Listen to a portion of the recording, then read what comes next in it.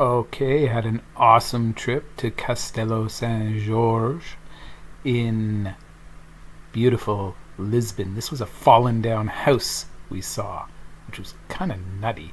I think it was a construction mistake. And as you can tell, everything's pretty much up and downhill. This was a location, a beautiful mirador, a view. Check out the view. Down there's the funicular that was out of service, and just another view of the city. I love those terracotta roofs in Lisbon, and there, distant on the hill, is the castle. We're on our way. We're going to get there. Look at that. They've got a Flatiron building in Lisbon. Love those tiles on the walls. Lots and lots of stairs. You can see how high we've gone, but we've still got to go a lot higher. So up we go to the castle. And you really get a lot of good leg workout in Lisbon. Love these little tunnels. And here we are, finally in the entrance to the castle, making our way in. There's some artists on the outside. And once we get inside, it is beautiful, expansive. These are actually reconstructed ruins from the 1830s. Best view in town, as you can see. And there's, of course, the obligatory cannons facing out over the city. You can see the sea from there, and that's why this was such a great vantage point. Everything's done in tiles in Lisbon. This was a beautiful tile map. And another view of the city. It was a great day to be up there, a little chilly. And in case you're trying to take them, you can't. They've got cannons. This is a poem about 1755. The earthquake. Everything in Lisbon has to be understood that in 1755 it was devastated by an earthquake. Hey, welcome to the Olive Garden. I really love that. Now, there were peacocks on the grounds, and we're going to get back to that later.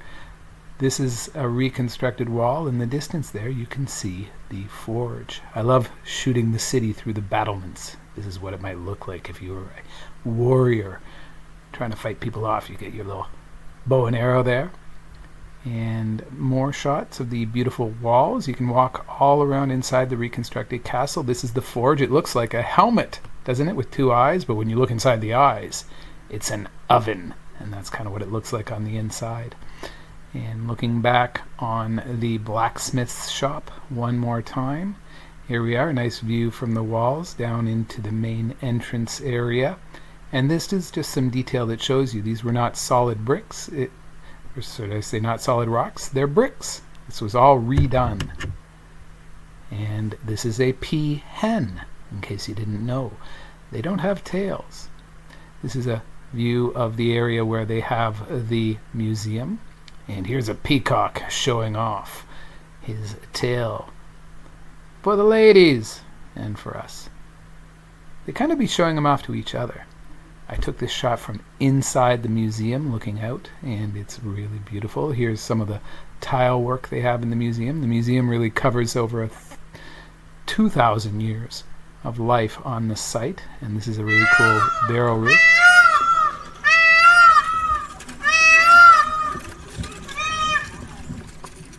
Imagine that all day. Peacocks are kind of annoying. After we left the castle, we went to the church next door, and it shouldn't be missed. It's interesting how they view their conquistadors. And we went up St. George Tower and got an amazing view from up there. I would highly recommend it for €6 after you do the main trip. And these are some shots we got from up there.